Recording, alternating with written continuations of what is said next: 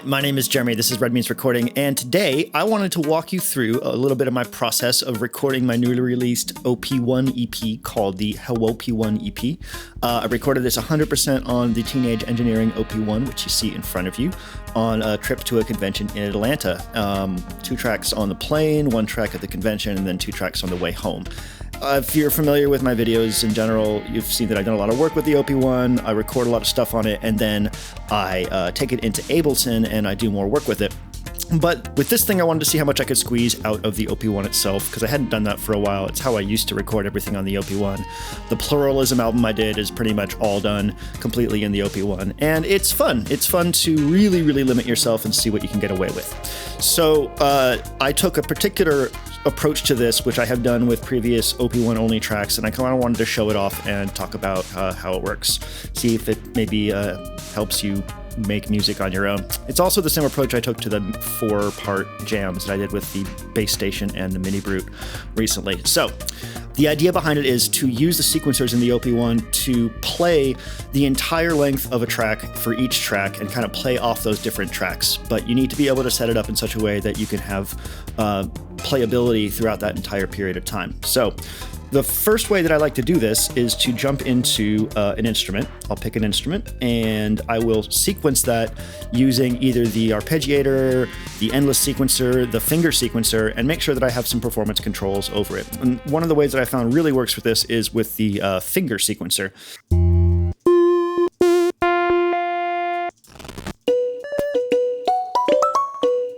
Okay, so we're gonna use this little patch right here. I kind of like this. So I'm gonna hit Shift this little guy to go into the sequencers, and I'm gonna go down to finger sequencer. And finger sequencer is, if you can see right here, it's 2 little dudes. They got fingers, they're playing things.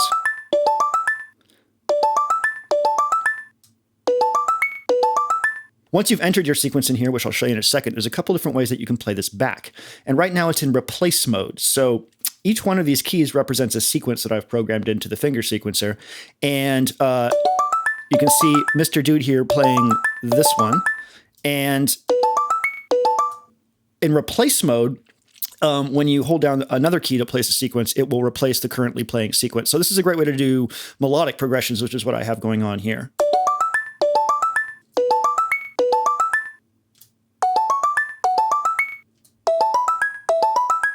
There's another one called Join, and Join, surprisingly, joins the second sequence that you're playing with the first.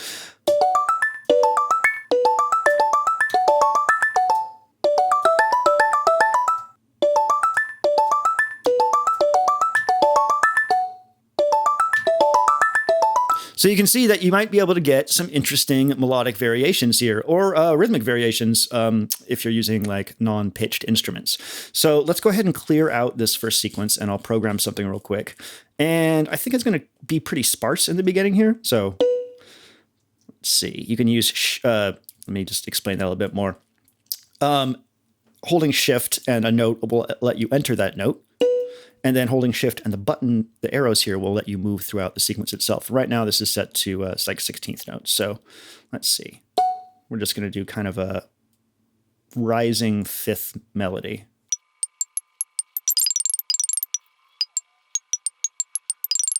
And the cool thing about this is I can actually shorten the sequence to not be a full normal bar length, which is what I've done right now. So it'll repeat this rolling thing now. Kill it 1 more note.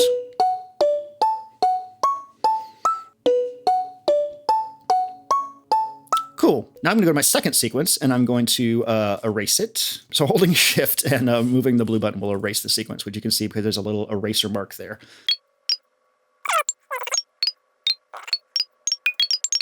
All right, so now if I play my first sequence, I can have that second sequence join in.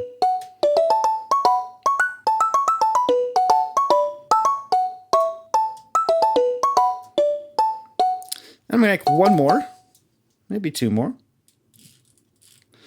The finger sequencer allows for 2 notes per step, so that's pretty useful. Let's go down an octave.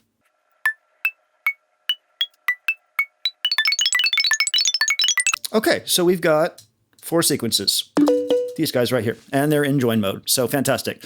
Let's go on over to here and see if there's anything we can do with the sound itself to make it more interesting. One of the things that I really like to do is drop a nitro on it, and nitro is the Teenage Engineering's dual band filter thing. We got a low pass filter up here and a high pass filter up here. We have resonance.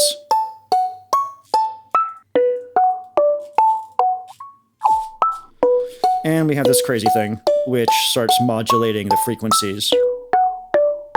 I don't really use that much. But the thing about nitro is that it basically acts as sort of a way for you to drop in and out the patch itself. I use this a ton on drums. So basically, like while I'm playing, if I decide, okay, well, I don't want this instrument here, but I don't want to stop and start the sequencer, I can just go like that and then bring it back in if I want. So that's super useful. Okay, cool. So we're going to record a 2-minute loop on this just as a demonstration purpose. You can start and stop the sequencer on beat by holding the record button and pressing the button for the sequencer. It'll start right on beat, which is super nice. So here we go. We're going to go back here, make sure our filter is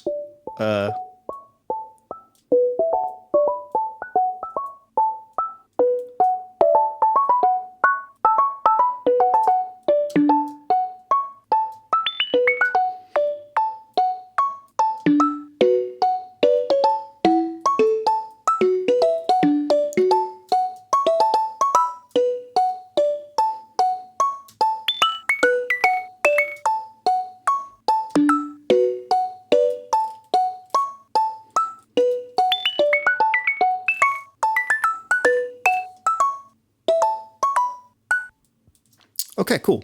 So that's our first pass, just a little demonstration loop, about 1.5 minutes. And now we want to fill up tracks 2, 3, and 4. I put bass on 3, I put drums on 4.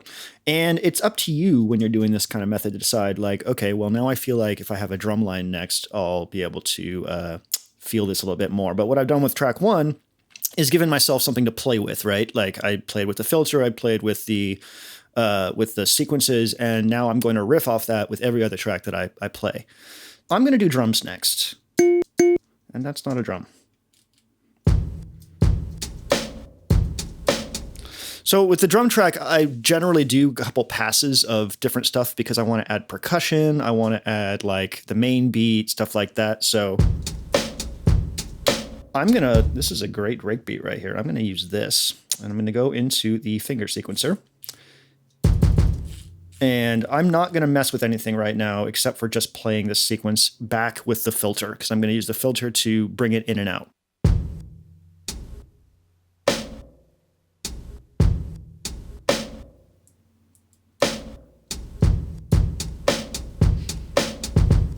Now let's turn the swing up. Change this to nitro for the filter. There's our high pass filter. And our low pass filter. See how that sounds in context with the thing.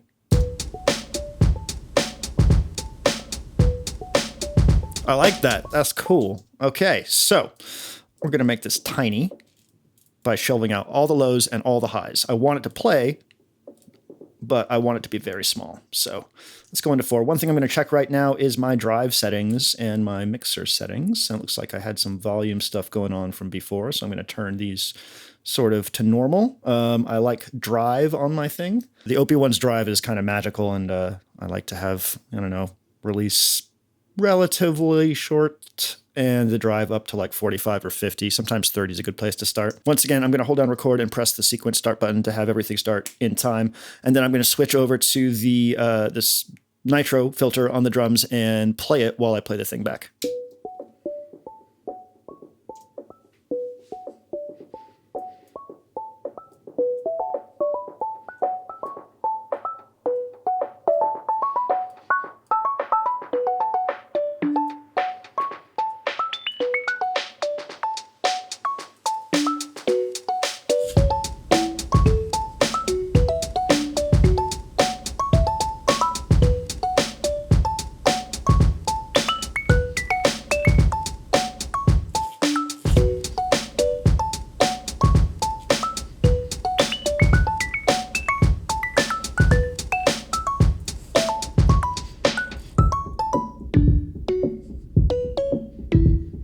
There's our drum track part 1. Okay, I think a bass would be good here.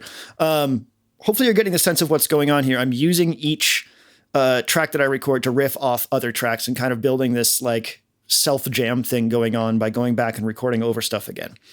So let's get a bass going on. Oh, and just to be clear, you can hear the sequencer is still on. I used the data pack, I think it's Data Line, Mr. Data Line, the guy Senk that does all the awesome Electron demos. He has got a couple packs up on the opfun.com patch site, which I'll put a link to in the comments. Really, really cool stuff there to put inside of your OP1. So let's do bass. All right, I got a bass sound here. We're just going to play this along. We're not going to do any filtering or anything like that. I don't think we need to. So we're just going to hit play, record, whatever the hell that is. Does anyone know what this means? Nobody knows.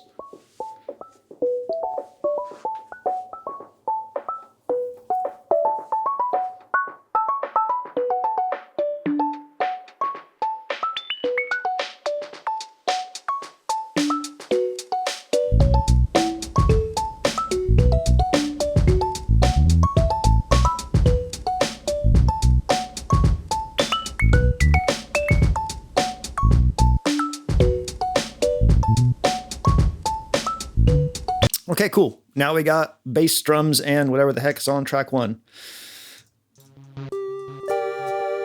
I feel like we need some kind of keys.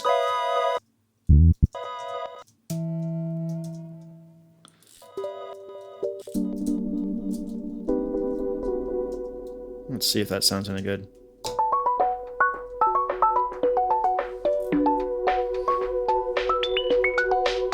Sure, that'll work.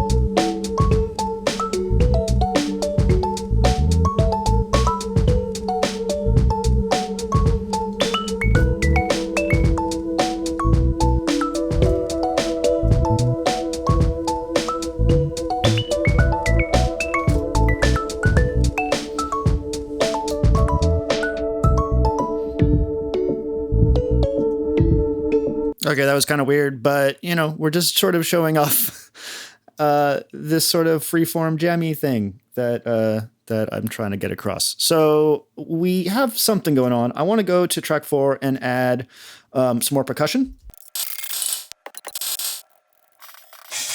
That's what I want.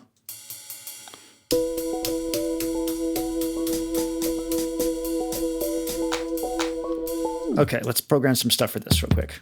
We want to go up to something we don't have. Hey, that already has a ride symbol in it. I love it. Okay, we'll start with that. We're going to put a ride on every 8th. Beautiful. I want this to be 16th note hi-hats. And we want to make this join.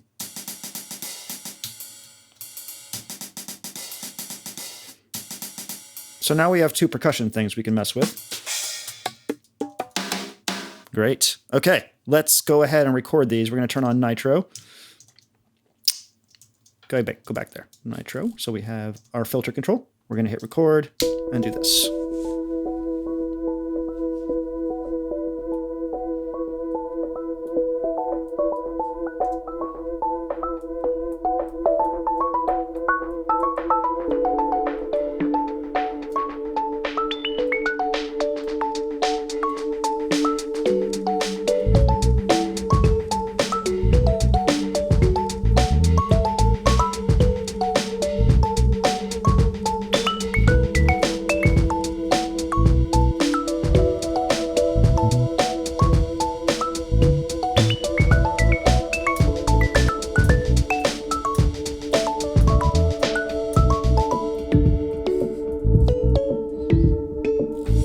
so we filled up all 4 tracks, and normally I would be like, I don't really want to do anything else because I want to take this into Ableton and mess around with it and stuff like that, and I want everything to be discreet.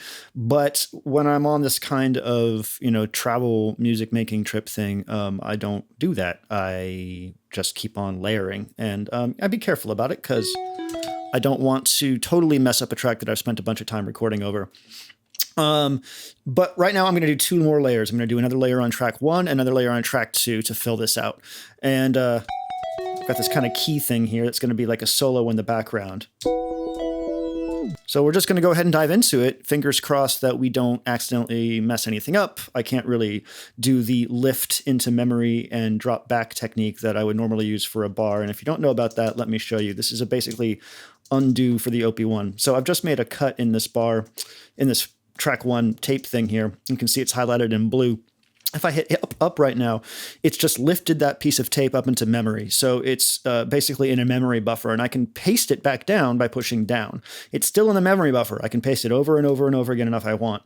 But what this also doubles as is if you're about to record over that section that you just lifted, every single time I do, if I'm doing like normal OP1 stuff, I lift the piece of tape I've got in my loop region, I drop it back down. That way I have it in memory as a buffer.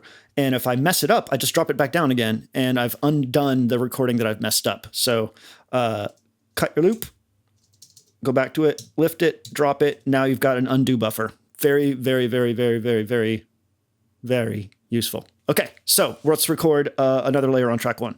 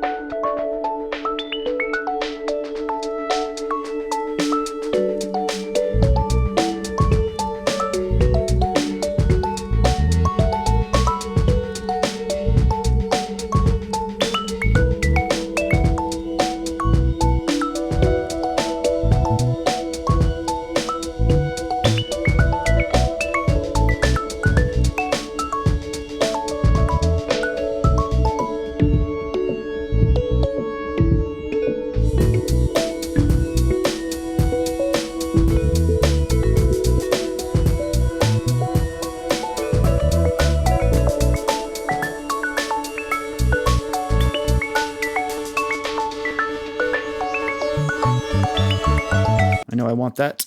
Let's go to track 2. Now I think I want some like chords, just to play something else. Not those. Not those.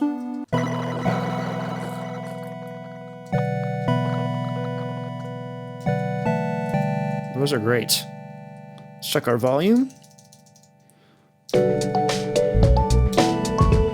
That's fantastic. Okay, here we go.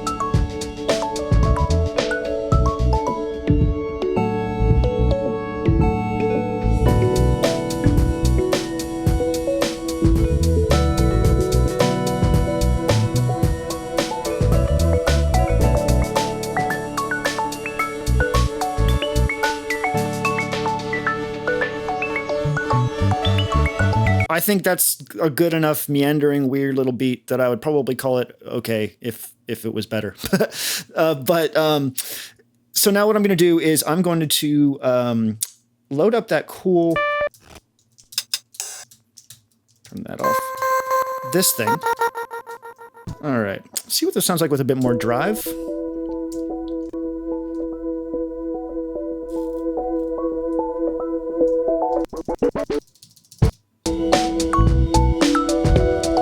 And set our mixer stuff up.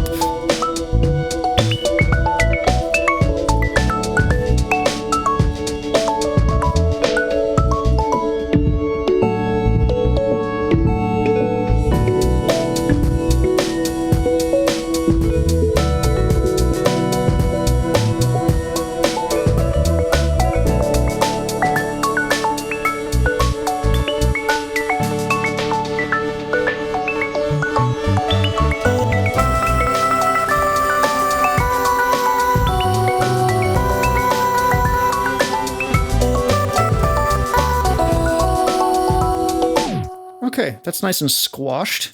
So, gonna pick a channel to record this on. And a volume. Okay, so now what I want to do is not record this choir thing over another track. I'm going to record it to the album while I record. So you can play live while you're playing back the OP1 tape into this album thing here, which is sort of a two-sided record recorder, and it records everything the OP1 is hearing or playing back at the time that it's recording. So you're recording the OP1's drive, you're recording any effects automation, and you're recording this little thing I'm playing live. So this means that I don't mess up another track, possibly with this meandering solo thing, and I commit my track to tape or to vinyl or to whatever the hell this is. And this is how I recorded all the tracks on the Hewwop1 EP. I just went straight to this album thing. So yeah, let's go ahead and do that. We're going to hit record, and you can see that it's recording. I'm going to hit play. And we're recording our track now. And at some point, I'm going to start playing my little thing here.